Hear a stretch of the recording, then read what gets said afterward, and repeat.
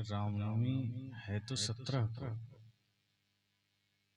लेकिन उसकी शुरुआत कल से ही हो चुकी है। और हमारे सनातन संस्कृति में जो कल का दिन बीता उसे ही नववर्ष कहा जाता है। उसी दिन से नए साल की शुरुआत होती है। ये नूतन वर्ष और नए वर्ष की शुरुआत कल से हो चुकी, पर आज हमारे समाज में पाश्चात्य संस्कृति की झलक इतनी ज्यादा है कि अधिकांश आदमी 1 जनवरी को ही नया साल समझता है। वस्तुतः कल से हमारा नया साल शुरू हुआ।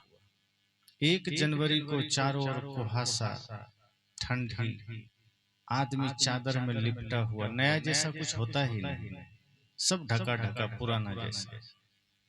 लेकिन अभी ये जो वसंत ऋतु के बाद ये जो माह का प्रथम दिन शुरू हुआ, इसमें नयापन है। प्रकृति में सारे पत्ते गिरे, नए पत्ते खिले, नई फसलें कट रही है, शुभता का आगमन है। और इसी क्रम में शक्ति की पूजा है, इसी क्रम में राम जी का आगमन है। तो ये राम जी की ही कथा है। और राम कथा का अर्थ सिर्फ इतना नहीं है कि किसी ऐसे व्यक्ति की कथा जिनके जन्म और जिनके कर्म को हमने सिर्फ गिन लिया, पढ़ लिया।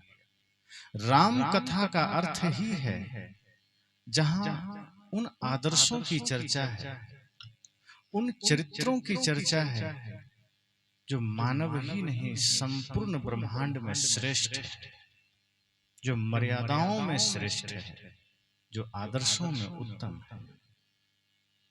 उन सब का विस्तार से आप सब प्रतिदिन कथा के माध्यम से श्रवण करेंगे, राम जी के आदर्श को जानेंगे। आज चूंकि समय कम था और पहले दिन की अपेक्षा दूसरे दिन कथा की शुरुआत हुई, तो ज्यादा कुछ नहीं, यह भाव, यह संकल्प लेकर आप आए कि यह राम कथा हमारे जीवन को बदल सकता है। जैसे 22 जनवरी को राम जी के जन्मभूमि जहां राम जी का आविर्भाव हुआ, अयोध्या धाम में, उनकी ही बाल स्वरूप प्रतिमा का प्राण प्रतिष्ठा हुआ। उस प्राण प्रतिष्ठा के साथ साथ संपूर्ण सनातन संस्कृति में एक नया अध्याय, एक नया उमंग जुड़ा।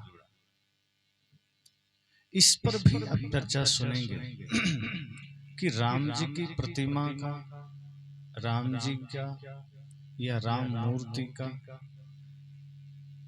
अनावरण हुआ, उनकी प्रतिष्ठा हुई, मंदिर का उद्घाटन हुआ।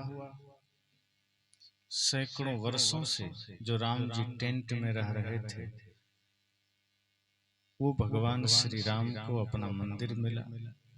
तो इसका आध्यात्मिक रूप हम समझेंगे कि क्या ये मात्र इतना है कि राम जी मंदिर में बिठा दिए गए, क्या इसका इतना ही तात्पर्य है? और क्या हम इतने सक्षम हैं कि हम राम जी को मंदिर में बिठा सकते हैं? इसका आध्यात्मिक गहरा अर्थ है, जिस पर आगे आने वाले दिनों में आप सुनेंगे। तो राम कथा अर्थात वो आदर्श, वो चरित्र, वो मर्यादा जो हम सबको दिव्य बना सकते हैं। आज इंसान पीड़ित है, दुखी है, परेशान है, अपने ही अपने का दुश्मन है, परिवार ही परिवार का दुश्मन है, पड़ोसी ही पड़ोसी का दुश्मन है। एक दूसरे के सुख को देखकर आज आदमी पीड़ित है, दुखी है।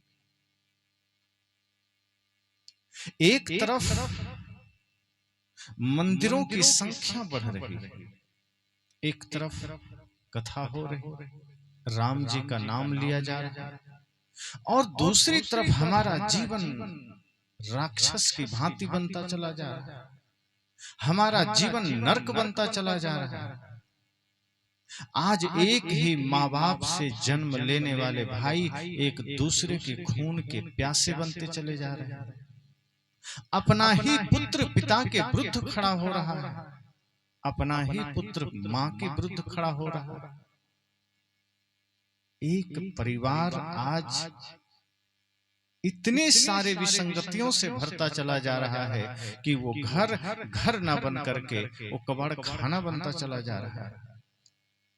जहां राम की कथा हो, जहां राम की पूजा हो, जहां देवताओं का आह्वान हो, जहां देवताओं की पूजा हो, अगर वो समाज, वो राष्ट्र, वो परिवार नरक का जीवन जी रहा है, दुख का जीवन जी रहा है, पीड़ा का जीवन जी रहा है, इसका मतलब है कि वो कथा, वो पूजा, वो अर्चना, वो वंदना, वो आराधना बाहर बाहर चल रहे हैं, भीतर से उसका कोई लेना देना नहीं। जिस दिन हमारी पूजा हृदय से होने लग जाए, जिस दिन हमारी आराधना, जिस दिन हमारी उपासना मंदिर के साथ साथ घर में शुरू हो जाए, उस दिन दुख मिट सकते हैं। अभी होता यह है कि मंदिर हमने बाहर बना दिया, वहां बैठे घंटों पूजा कर रहे हैं, और घर आए तो घर को हमने कचरा बना दिया। घर में हम सारे अनैतिक कर्म करने लगे, घर में ही माता पिता का निवास है, घर में ही बच्चे हैं, हम उनमें कभी परमात्मा को देख नहीं पाए, हम उनमें कभी शिव, उनमें कभी माता पार्वती का दर्शन नहीं कर पाए। ये कथा आपके भीतर वो भाव जागृत कर सकता है अगर आप जिज्ञासु बनकर बैठे। कितने लोग आते हैं ये मायने नहीं रखता, कितने लोग इस कथा से अपने जीवन को बदलना चाहते हैं ये मायने रखता है। 18 दिन तक भगवान श्री कृष्ण एक अकेला अर्जुन को गीता सुना दी। भगवान कृष्ण ने तो सोचा भी नहीं कि यहाँ हजारों लोग, करोड़ों लोग आए, और थे वहां मौजूद, दोनों तरफ करोड़ों लोग थे, लेकिन श्री कृष्ण ने देखा कि अर्जुन के भीतर वो जिज्ञासा है, वो पिपासा है, उन्होंने सुना दिया। ये महत्वपूर्ण आपके जीवन के लिए है कि ये अमृतमयी कथा प्रवाहित होगी। अगले 7 दिन और ये कथा चलेगी। आप इस कथा से अपने जीवन की व्यथा मिटा पाते हैं कि नहीं? कि सच में ये कथा एक कान से सुनी और दूसरे कान से निकाल दी? यदि जीवन की समस्याओं से मुक्त होना चाहते हैं, यदि पारिवारिक समस्या से मुक्त होना चाहते हैं, सामाजिक, आर्थिक, राजनीतिक या वैश्विक समस्याओं से मुक्ति पाना चाहते हैं, तो समर्पण के साथ, निष्ठा के साथ, एकाग्रता के साथ इस भाव से यहाँ बैठेंगे कि ये कथा हमारे जीवन के लिए अमृत बन सकता है, हमारे प्रश्नों का उत्तर बन सकता है, हमारी समस्याओं का समाधान बन सकता है।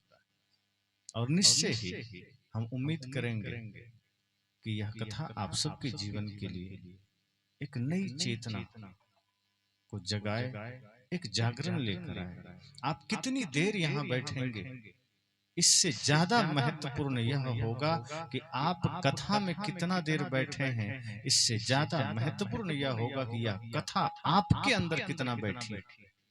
अगर आप यहाँ 4 घंटे बैठ गए और कथा 1 मिनट का भी नहीं बैठा, सत्संग आपके भीतर 1 मिनट का भी नहीं बैठा, कथा आपके भीतर बैठी ही नहीं, मतलब आपका बैठना व्यर्थ ही था। तो